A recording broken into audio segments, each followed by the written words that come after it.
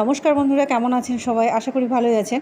আমরা ভালো আছি। আজকে আমি বাগানের এই যে কুমড়োর লতা আজ রান্না করব। যে আমি এখানে কেটে নিচ্ছি, তুলে নিয়ে এলাম, নিয়ে এসে এটা আমি রান্না করব চিংড়ি আর তার সাথে পটল একটু আলু দিয়ে আর মুসুর ডালের বড়া। মানে দুর্দান্ত খেতে লাগে, আপনারা একবার হলেও করে দেখবেন।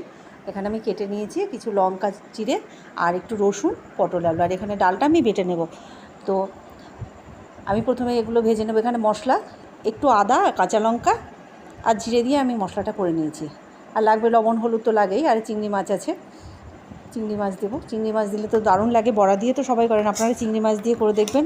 সাথে বড়া আর চিংড়ি মাছ এই দুটোই একসাথে দিলে যে কি দুর্দান্ত লাগে, আপনারা একবার হলেও ট্রাই করে দেখবেন, দারুণ লাগে খেতে। এখানে তেল দিয়ে দিয়েছি, আমি বড়াটা ভেজে নেব। বড়াটা হয়ে গেলে তো হয়ে এসছে, আমি উল্টিয়ে, বেশি কড়া করে ভাজবো না, একবার উল্টিয়ে এবার হয়ে এসছে, আমি এটাকে নামিয়ে নেব। তো আমার ভিডিও যদি ভালো লাগে সাবস্ক্রাইব করবেন, লাইক কমেন্ট করে পাশে থাকবেন। আর সকল বন্ধুদের অনেক অনেক ধন্যবাদ। আর নতুন বন্ধুরা যারা এখনও সাবস্ক্রাইব করেনি সাবস্ক্রাইব করবেন। আমি এখানে বড়াগুলো ভেজে নিয়েছি আর তার মধ্যে আর একটু তেল দিয়ে দিলাম। তেল দেওয়ার পরে আমি একটু 5 ফোড়ন তেজপাতা দিলাম, দিয়ে আমি আলু পটলটা ভেজে নেব।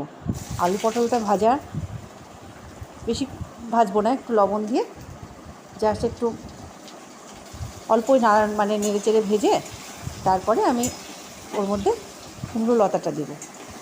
কিছুক্ষণ ভেজে নেওয়ার পরে খেতে কিন্তু দারুণ লাগার। বাড়িতে যেহেতু হয়েছিল, কুমড়ো হয়নি, তার লোভটা সামলাতে পারিনি আর তুলে নিয়ে এসে খেয়ে নিলাম। এখানে হলুদ দিয়ে দিলাম, আগেই লবণ দিয়েছি, তা হয়ে এসছে।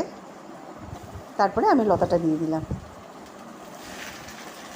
অনেকটাই হয়েছে, দুটো বড় বড় লতা। তো লবণ, আরেকটু লবণ দিয়ে দিলাম, লবণ হলুদ দিয়ে একটু ঢেকে দেবো। যে মশলাটা দিয়ে দিয়েছি, যে জিরে, আর একটু জিরে গুঁড়ো দিয়ে দিলাম, একটু স্বাদটা বেশি হওয়ার জন্যে। অনেকে সর্ষে বাটা দিয়ে করে, হয়তো আমি সর্ষে বাটা দিই না, এটা জিরে লঙ্কা আর আদা দিয়ে করি, খেতে খুব ভালো লাগে। যেহেতু চিংড়ি মাছ দিলে একটু আদা দিলে তো টেস্ট আরও বেশি হয়।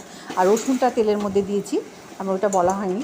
রসুন একটু দিলে, শাকের মধ্যে যে কোনো শাকের মধ্যে রসুন দিলে তো স্বাদ দ্বিগুণ হয়ে যায়। তো আমি রসুন দিয়েছি, ওটা হয়ে এসছে। একটু জল দিলাম, সামান্য জল দিয়েছি ডাঁটাটা সেদ্ধ হওয়ার জন্যে।